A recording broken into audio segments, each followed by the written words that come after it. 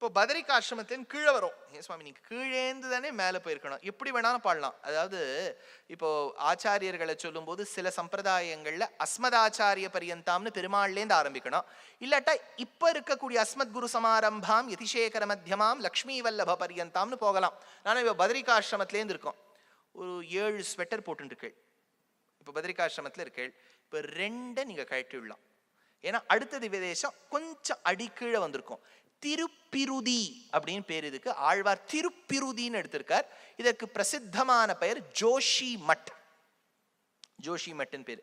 ஆனா இதுல இந்த உரையாசிரியர் என்ன பண்ணியிருக்கார், நான் அடியன் படிச்ச புஸ்தகத்துல ஆழ்வார் பாடியிருக்கிற திருப்பிருதி நிறைய பேர் இது இல்ல, மானச சரோவர்னு சொல்லக்கூடிய கைலாச பர்வதத்துக்கிட்ட இருக்கக்கூடிய ஒரு கோவில்னு சொல்லியிருக்கார்.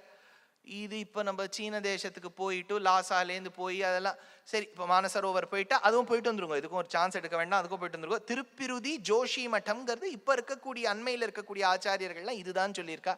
இப்போ அங்கே நிருசிம்மன் சேவை சாதிக்கிறார். ஆழ்வார் அங்கே நிருசிம்மனா பாடலை, நிருசிம்மனா சேவை சாதிக்கிறார் பெருமாள். பரம புருஷன் பரிமளவல்லி ஓதி 1000 நாமங்கள் உணர்ந்தவர்க்கு உறுதுயர் அடையாமல் ஏதம் இன்றி நின்று அருளும் நம் பெருந்தகை இருந்தல் நல் இமயத்து தாது மல்கிய பிண்டி விண்டு அலர்கின்ற தழல் புரை எழில் நோக்கி பேதை வண்டுகள் எரியன வெறுவெறு பிருதி சென்று அடை நெஞ்சே அப்படின்னு 98வது திவ்யதேசம் நம்ம கணக்குல திருப்பிருதி என்கின்ற ஜோஷி மட்